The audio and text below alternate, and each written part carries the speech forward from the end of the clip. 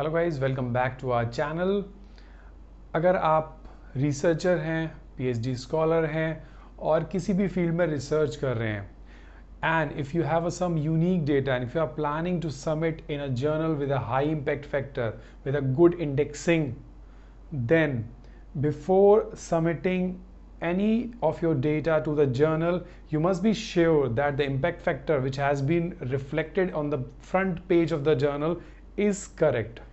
I hope this is clear because many of the journals are just citing their impact factor which is fake, which is not an impact factor. So आपको submit करने से पहले paper journal की authenticity देखना बहुत ज़रूरी है कि उन्होंने जो इम्पैक्ट फैक्टर मेंशन किया है अपनी जर्नल के वेब पेज पे वो ऑथेंटिक है। बड़ी सिंपल सी 3 स्टेप में आप देखेंगे कि आप किसी भी journal irrespective of the field, अगर आप बायोमेडिकल साइंस से हैं, आप मेडिकल लाइन से हैं, आप एग्रीकल्चर से हैं, आप मैनेजमेंट से हैं, आप किसी भी फील्ड से हैं, कोई भी जर्नल है, if they have impact factor then आपको इंश्योर करना ज़रूरी है कि that impact factor is authentic. So चलिए देखिए सिर्फ 3 ईजी स्टेप में how to know that this impact factor is authentic. तो देखिए हमको कैसे इम्पैक्ट फैक्टर को देखना है, वो जनरल ऑथेंटिक है कि नहीं। तो सबसे पहले हमको अपना स्क्रीन गूगल खोल लेना है। देन सिंपली गूगल पे हमको टाइप करना है ISI web of science journal search. So आपको ये टेक्स्ट जस्ट डालना है ISI web of science journal search और आपको ये एंटर करना है। आप ये एंटर करेंगे सो सबसे पहला आपको मिलेगा web of science master journal list. So इसी मास्टर जर्नल लिस्ट पे आपको जाना है। आप इस विंडो को खोलेंगे मास्टर जर्नल लिस्ट।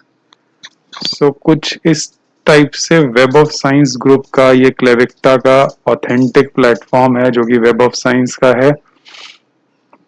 तो इसमें आपको A to Z, चाहे वो मेडिकल की हो, चाहे हिस्ट्री की हो, चाहे केमिस्ट्री की हो, चाहे मैथमेटिक्स की हो, चाहे मैनेजमेंट की हो, सारे ग्रुप्स का क्लासिफिकेशन रहता है।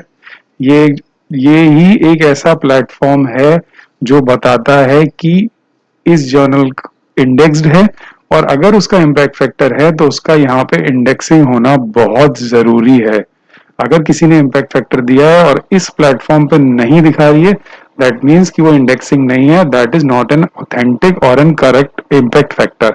वो इम्पैक्ट फैक्टर है ही नहीं। सिंपल सा आपको ही समझना है, वो इम्पैक्ट फैक्टर नहीं है, वो जर्नल ठीक नहीं है। चलिए मैं आपको उसका लाइव एग्जांपल दिखाता हूँ। मैंने कुछ जर्नल्स खोल रखी हैं, जैसे कि आप ये देख रहे हो international journal of pharmacy and pharmaceutical science. आप इसमें देखेंगे तो इसने बहुत ही अच्छे से क्लेम किया है इम्पैक्ट। इसने इम्पैक्ट फैक्टर नहीं लिखा है, इसने बहुत स्मार्टली लिखा है इम्पैक्ट। करेक्ट, ये सारी चीजें लिख दी, ICV लिख दिया, एल्सेवियर लिख दिया, नीचे ये कहाँ इंडेक्सिंग है। सो ये जो ऑथर है उसको कंफ्यूज करती है ये चीजें और उसको आपको बहुत ही सीरियसली लेना है, उसके बाद ही सबमिट करना है।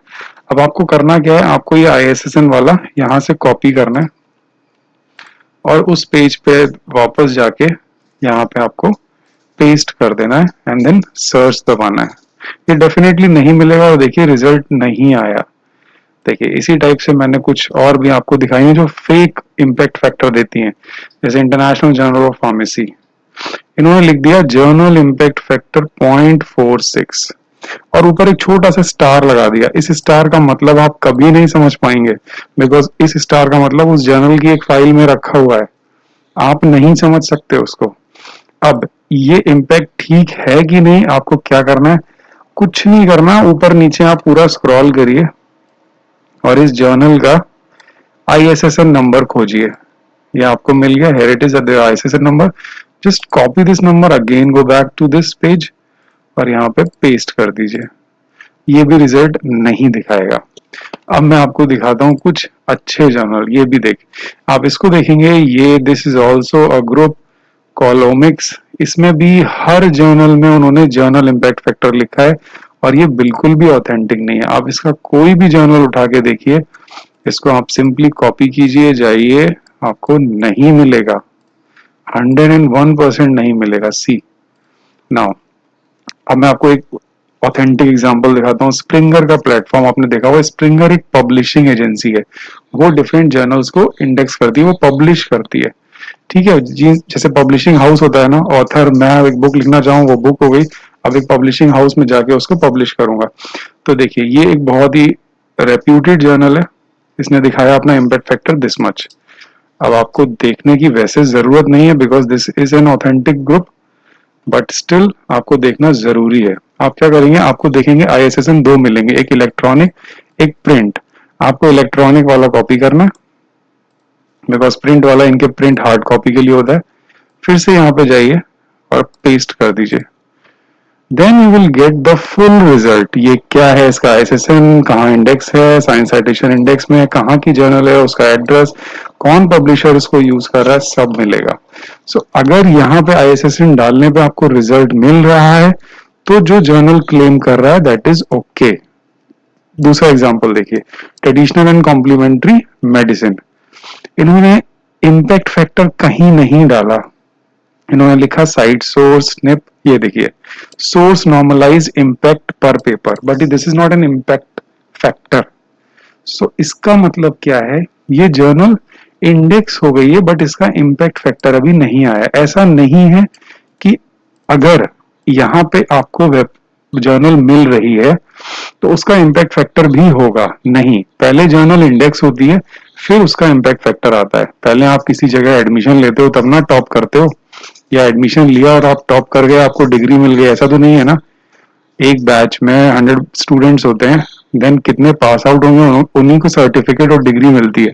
सो यहाँ पे पहले इंडेक्सिंग होती है फिर नेक्स्ट ईयर उसका इम्पैक्ट फैक्टर कैलकुलेट होता है। तो आप देखिए ये वाला जो मैंने देखा था, journal tradition and complementary medicine आ रहा है, दैट मीन्स ये इंडेक्स हो चुका है, ऑथेंटिक है।